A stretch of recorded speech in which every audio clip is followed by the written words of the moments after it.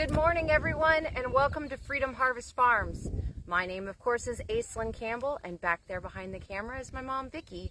She lives with me here on the farm, her and my dad. This is our amazing space to do all the things we ever dreamed of out here. And I want to tell you about some of those things like I do every Sunday. If you're looking for more information from what I am sharing on these lives, I have about 5 years worth of Sunday lives, weekly Sunday lives, that you could go back through if you ever wanted to dig through all that Facebook stuff. You could also go over to my YouTube channel, and you're going to see lots of weeks of the YouTube channel up there, and I am actively and purposely putting them up every week so that people can see those. They're easy to find, so there's lots of information there as well. So you could go back over the last few weeks where I've talked about regenerative agriculture, the benefits of mulching, things like that, and been very focused about that. In addition to that, if you want to get some more information from me, I am hosting a class on May 20th here at the farm, organic gardening with regenerative principles available with that information.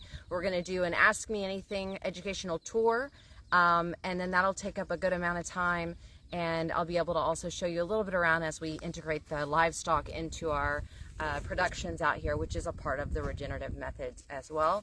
You also can always count on me to help you out with some consultations to get your land where you want it to be, whether that's a home property, urban homestead type place, or whether that's a larger scale 10-acre homestead, kind of like what we have out here. As we pass over the summer months, you're going to want to be getting prepared for that kind of stuff, and I can help you get ready for the fall, and then we can start digging our hands in the dirt. Now, it's not too late to dig in our hands in the dirt. I like to do that till the end of May, and then I begin shifting my efforts. So today I want to talk to you about the benefits of flowers in your vegetable gardens. I grow everything in a companion style method. I use a annual and perennial companioning style. So I've got my annual vegetables, my annual flowers, but I've also got all of my perennial vegetables and perennial flowers all mixed into all of my gardens. I think this is a really important subject because a lot of people, especially in the United States, tend to see things very monochromatically. Is that the right word? We're doing monocropping basically, right? And so we're used to seeing fields and fields of the exact same type of production.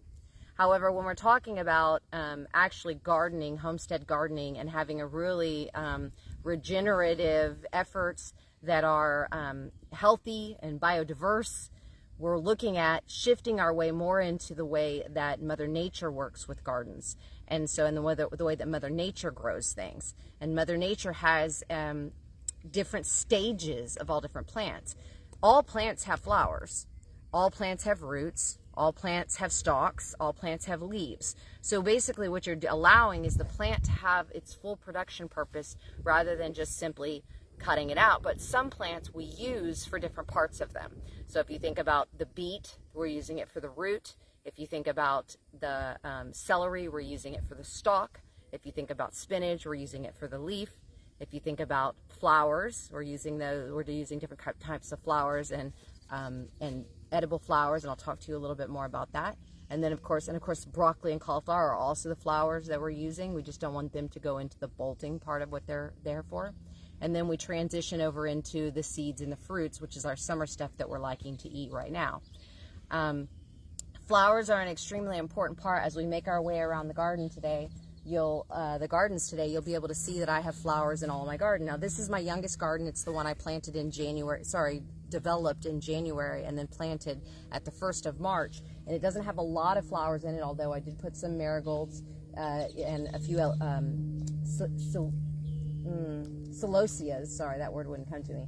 And then I've also got some sunflowers that are starting to pop up. But eventually this garden will have a lot more flowers. But what I did to supplement this garden was that I work really hard all year long at spreading all different types of flowering seeds and all different types of plant seeds all over the property here to make sure that we have all different types of greens that grow even in the wintertime or even in the summertime, no matter what time of year it is. In our pastures, we've got animals back there.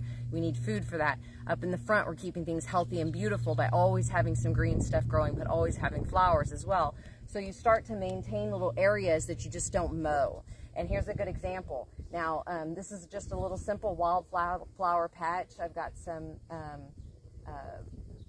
the little pink flowers there. I forget what they're called. I'm having a brain fart day, you know, one of those kind of days when you can't think of the names of any flowers, right, while you're talking about flowers. But basically, I've got a nice section here. This is a little bit of what would be called farmscaping or hedgerowing, where you basically put the flowers beside your garden and you allow them to grow up. I'm going to walk over there to this other garden and show you some other types of that in just a minute. But in the meantime, just keeping an eye out on other ways that we've brought in flowers. They're not just for the specific benefits that I'm going to talk to you about, but they're also for aesthetics.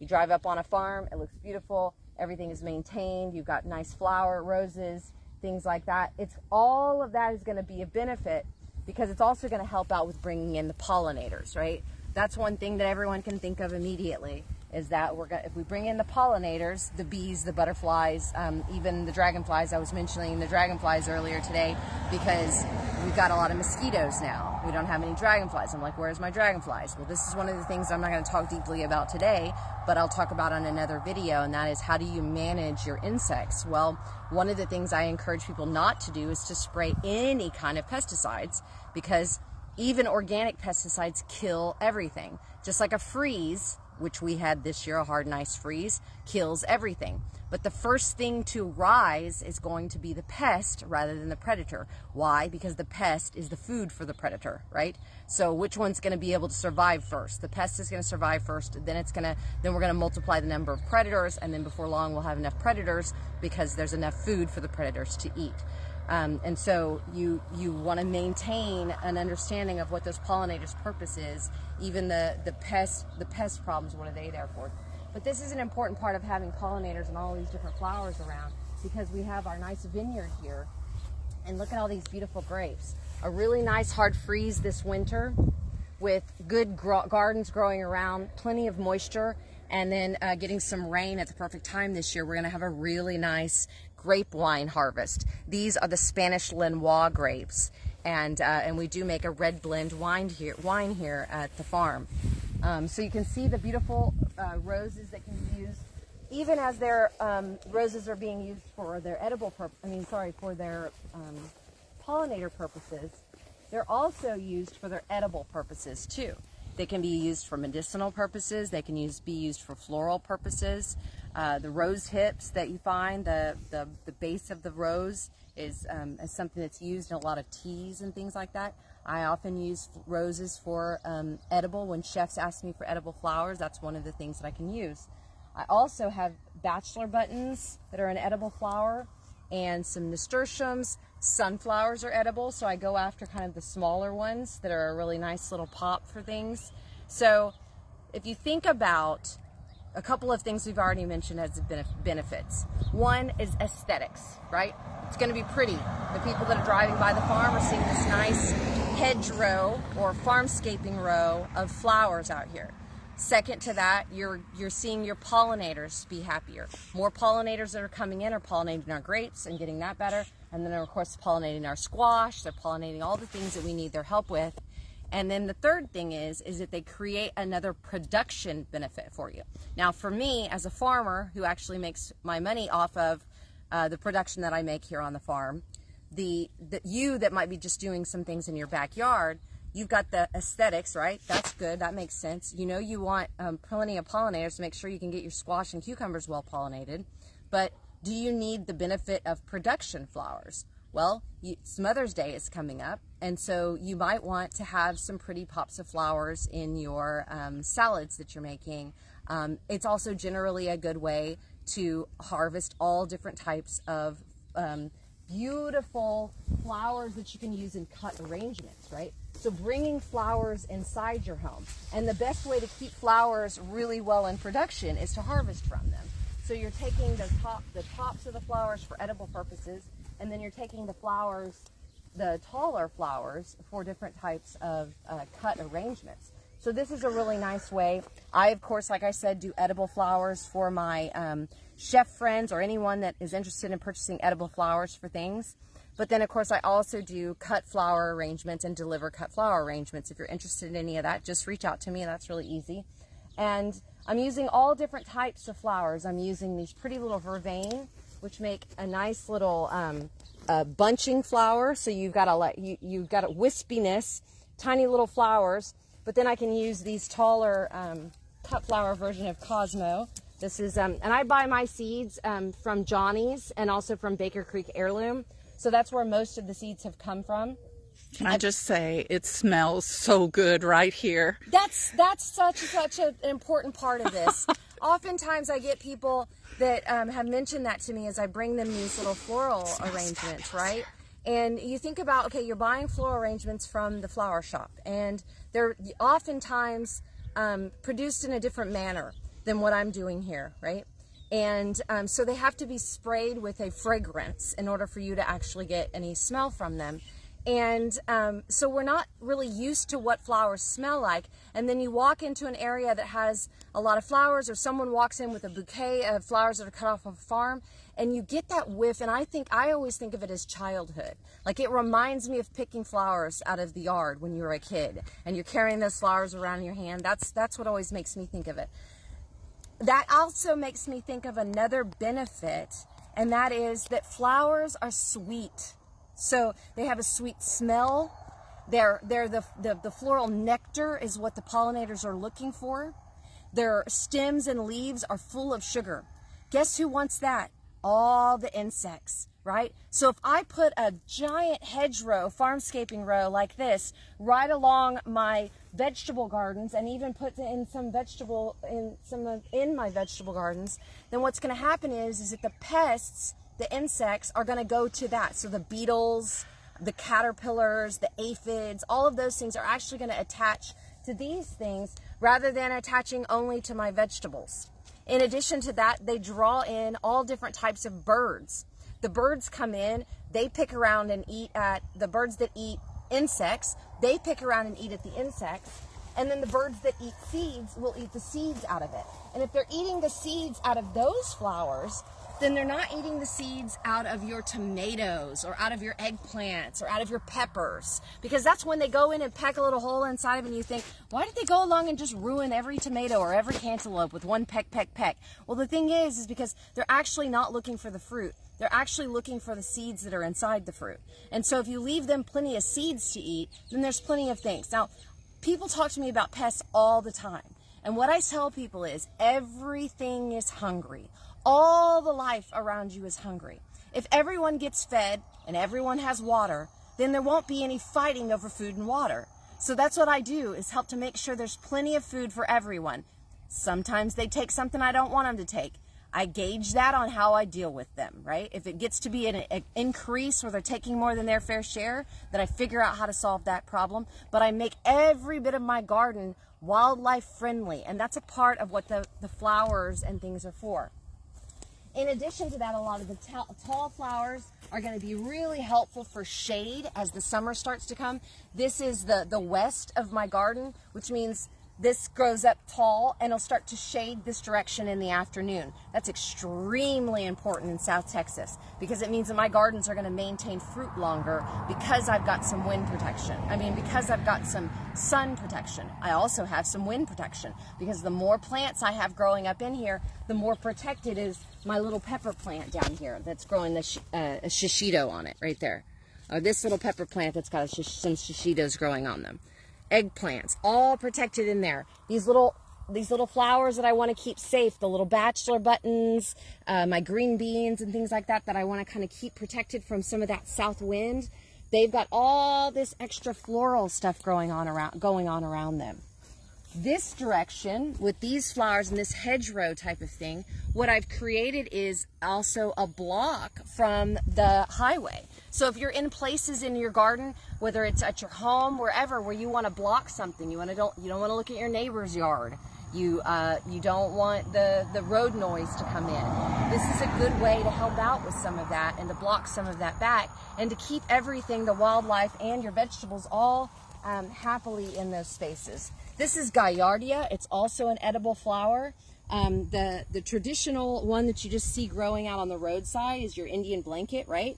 but this is actually a specialty variety, and I grow a bunch of different specialty varieties. Why do I grow a lot of the wildflower looking plants? Well, because those are the ones that are more native and are going to be easiest to grow. I want things to be sustainable, right? I don't want to have to be constantly increasing my seeds, constantly buying seeds. That doesn't mean that I don't want to try specialty plants, and I don't want to invest in new seeds and new ideas every year. But in the meantime, this is keeping me sustainable because these things are reseeding on their own because they're more native and they're closer to the original wildflower version. I also have other things that are not native to our area, but will do well in our area and are a version of a hybrid or a variety. This is a good example right here. This is Queen Anne's lace, but not. It's Lyre's Queen Anne's lace, or the other name that it can be gone by is Amma, and then there's another version of it called Dara. So this is like, just like if you're purchasing a flower from the grocery store and it's got Queen Anne's lace in it, or you're putting on a floral for a wedding or something like that. And you can see that this type of stuff will get a little, the leaves won't stay in as good a shape. They'll get a little bit more eaten by the bugs. They'll catch some different types of powdery mildew and stuff like that. But that just means they're not as a survivor as some of these other types of plants. These Cosmos, this version of Cosmo, it's not a Cosmo, but it's similar to that, are reseeded. I didn't plant any of these, and I bought those seeds from Johnny's the year that I did it. So all I have to do this next year is do the exact same thing, and just as the summer comes on, I take seeds, I save seeds. Yes, I've reseeded a lot of these by saving them, but I also just spread them out and then let them. The other benefit of flowers is, and allowing that seeding to occur, whether it's with your lettuce, if you let your lettuce go to seed, anything you let go to seed, means that you're going to be able to see the full spectrum of how that plant grows. You're going to be able to observe that, and then you're also going to be able to see when the plant comes up again the next time naturally with the weather, and then that'll give you a better idea of when you want to go ahead and plant purposefully for annual vegetable production. Hold on just a second. I was going to show them this bug. Oh, yes. See He's the having beetle? seeds. Yep, and they'll eat all the little leaves off of there. Here's another one right here. See? So he's over here eating that instead of on top of my beans, eating my bean flowers. Or on top of my eggplant, eating my eggplant flowers. Or my cucumbers, or my squash, or whatever I don't want them to be on. So, I mean, these have flowers on them too, these little eggplants. But instead of all the bugs being there, they're leaving these plants alone and they're going to these plants. And they have plenty of plants to eat on. My poppies reseeded themselves. Poppies are a little bit challenging because of the wind, because of the moisture, all of that, but they will reseed themselves. So if you just let your flowers come out and seed out, then you'll be able to learn. I also have this larkspur that I'm starting to see a lot more larkspur around the gardens, and it does really well in my container gardens as well. So if that's something you want to do, add some containers around your gardens or in your raised beds. That's a good place to do it. If you guys have any questions at all, please feel free to ask them of me. Let's just walk this way just real quick so you can kind of see on the front side that I have more shorter plants on this side, some bachelor buttons, and eventually I'll get this garden to where there'll be a bit more of the shorter plants on the front side, and then the back side will just be the sunflowers for that protection. But it just takes time. This is the first year that this flower part of the garden was really well established in more of a direction that I want it to be established in. So letting my cilantro seed out. All of this white flower right here is cilantro. Also can be harvested as coriander with the seeds and the flowers and all that. A very good attractant for the pollinators. It's also good. I just came undone. It's also good that you put cilantro and dill and things like that flower out really nicely, because they're a really good companion for your cabbages and your broccoli. So you're going to want to plant all of that stuff in the cooler part of the season, those flowering plants in the cooler part of the season. Once they start to flower, they shift, right? And they become more flowers for pollination. But in the meantime, a lot of the caterpillars will eat on those, and they'll eat that instead of eating on your broccoli, on your spinach, all of that stuff you don't want them to eat on. So beautiful gardens here, nice mixture. This Texas red salvia is really easy to spread. All I have to do is pop off these seeds, sprinkle it down here, and I'll have. And know that you can come out to the farm on Mondays. It's always best to give me a DM or even call me if you have my phone number and let me know you're headed this way. If you might be looking for something specific, you might be looking for some of the produce that I have for sale. I do have some of that. I'll let you know what I have available. But I also, if you're looking for some seeds from me and you want to collect some seeds from me, it would be a good day to ask, all right, do you have a lot of seeds in your garden right now? And closer, as we get closer to summer, we'll have a lot more seeds out here, and I'm happy to give seeds away to people that want seeds. Just come and join me on a Monday during garden healing. That's usually from about 9 a.m. till about 11:30 p.m. Or late in the afternoon. This time of year, as it starts to get hot, I'm not getting back out into the gardens until about 5 o'clock. Let's make our way back here to my backyard garden where I can show you a garden that's a little bit more. This one is the brand new garden.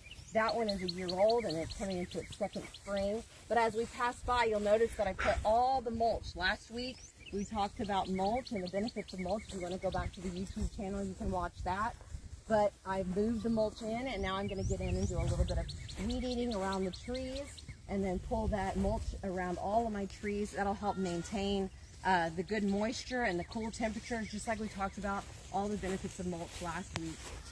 You'll see that be very helpful for those trees in the future. Oh, my chickens, my spoiled chickens, which half of them are too old to lay eggs anymore. 3 of them are roosters, and they're all so needy. They need food. They need me every day. If they see me come in the yard, they run over to where I am. So you can see that I did a nice little hedgerow here as well. That's to protect from the south wind, but also to add some pretty aesthetics. I put the perennials, like this Texas rock rose here, and there's another Turk's cap over there. And then the sunflowers allowed them to just basically come up. That's just from spreading seeds. And you can just leave things where you want to leave them. If you want, next season I might get a lot of sunflowers right here on my edge over here, and then leave that unmowed and weed-eated along the edge, and that'll start to create the same type of barrier and protection. And then in the meantime, as I'm working on that, I can create mulched areas along those fence lines and then put in perennials. And you want to put your perennials in March. We're getting to the end. By the time I get to the end of May, I don't want to put any more perennials in. The closer I get to May, the harder it is going to be for them to make it through the summer. But a perennial like a Turk's cap, your milkweed, the Texas rock rose I mentioned earlier. I put in some blackberries that my friend gave me, some thornless blackberries along that fence line as well. So all a nice protective area for my chickens, and then a nice big fig tree over here too. So that's some of that wind protection, sun protection from them as well. Now over here, you're going to see the same type of sun protection. On this side over here, I've got started by putting my roselle, and those will come up eventually. I've also got some amaranth coming up over there, and then watermelon that's going to spread out all along inside here. So basically this whole area is going to be covered with watermelon before the end of the summer. So I won't even be able to walk through there, or I'll have to step gently through there. But in the meantime, I've also got a lot of marigolds in there. Those marigolds are going to start to reseed, make really nice seeds, and I'll just keep spreading that around. Over in Mom's raised bed garden, she put in marigolds a few years ago. We just reseed. We never buy new marigolds again. And we've gotten to the point where we can reseed a lot of things. We can reseed chrysanthemums, snapdragons. There's all kinds of things that will reseed in those gardens. And then we've got our little pops of herbs in there that are all nicely protected and very easy to come across as well. So then, of course, you can see all of the nice sunflowers that are coming up. I planted some purposeful sunflowers over here this last year with some nice big blossoms to use for cut flowers. These are all reseeds of themselves. Look here. Lots of little happy bees. We actually do have 2 beehives on the property. They're at the very back of the 10 acres, and they are managed by my friends Michael and Crystal, and they come out and help us. Those are actually their beehives, but they share some of the honey. So I'm looking forward to getting a taste of our first honey sometime soon. Let's just make a quick run around here where you can see some of my tomatoes and things. I've also got this other type of nice cut flower growing over here that y'all hadn't seen yet. Sunflowers coming up along the edge. My nice basil starting to come up as well. You can use basil in floral arrangements because not only are they nice flowers for the pollinators, but they're also really good for making a nice smell in a floral arrangement. You can use all your different herbs, sage, lemon balm, basil. They make a nice floral smell to any kind of little flower arrangement. This is a really good cut flower. I think it's called the Black-Eyed Susan. There's another more scientific name for it. But see how long that stem is there? That's a really nice cut flower that I can use in my arrangements as well. And then I have a lot of you can also use another good edible flower that you can use. This needs to be tied up, this tomato plant. Look at those pretty little tomatoes. Those are Brad's Atomic grape tomato. They're real sweet and little. This right here, you see that I have squash blossom. Squash blossom is another flower that's really good for edible flowers as well. Lots of people like that one. And then I've got the nasturtiums. You can see those. Let's see, how can we we'll go around to the other side over there so that you can see them better. But just being able to see where I've begun getting the pops of flowers in this newer garden. This garden is 1 year old. It's clearly got its sunflowers because those are the first ones that are going to come out. But I'm starting to put in marigolds. I'm starting to put in nasturtiums, borage. Here's a new marigold that I just put in, and then some nasturtiums right here. So they'll start to come in, and before long, this garden will be covered with all kinds of different flowers, just like the other ones are. Marigolds are very good for, a benefit of them is that they do pyrethrin, which is something that is made by the chemical industries. They take the idea and turn it into an insect repellent, but they use poison. Well, marigolds do the exact same thing, and so just have marigolds. But marigolds are also edible, so you can put those in your salads or whatever pretty cake or whatever you want to make. Here's a nasturtium right here. These are really nice. I just harvested a lot of these, so they're kind of, this plant's not looking like it's super happy right there. But you can see that it has this nice circular leaf. That's a really good addition to your salads as well. And it's got a peppery flavor. So this and the seeds and the flowers all have a really nice peppery flavor. Really nice with a touch of goat cheese on top of there. And make it with maybe a piece of bacon underneath it even. You know, goat cheese, as long as you have goat cheese and bacon on everything, right? But it's a nice little pretty hors d'oeuvre that you can use as well. And then addition to that, aphids are really attracted to sunflowers, and they're also really attracted to nasturtiums. So that's going to give you a place for a lot of those aphids to go rather than trying to hang out on all your food and stuff like that. So that is really all I have for today. You can see lots of flowers setting lots of fruits. One last thing, when you're preparing to put your new plants in the ground that are flowering plants, you want to always make sure that the food that you're putting for them, and every new plant, even though I build a nice garden, every new plant that I put in, new tomato, new pepper, new eggplant, new set of flowers, maybe a marigold, whatever, I want to make sure the food that I put in there, fertilizer, right, some minerals, whatever I'm putting in there, I want to make sure I'm high in phosphorus. pH, flower. That's how you can remember it. So when you look at those three numbers, there's lots of more things you need to know besides those three numbers. But when you're looking at the food and you're looking for those three numbers, the center number is the one you want to be really high for flowers specifically. And so that's one of the things, if you're putting in flowers, you want to make sure you have plenty of phosphorus. All right, you guys, that's all I have for today. Don't forget about the podcast, dinnertabletalks.com. If you're here on YouTube, please like and subscribe and comment. Join me on YouTube in a growing conversation over there. Join me here any week on a growing conversation. And of course, join me on Mondays or just message me. I look forward to seeing you all very soon. I hope you have the best Sunday ever, and I love you very much.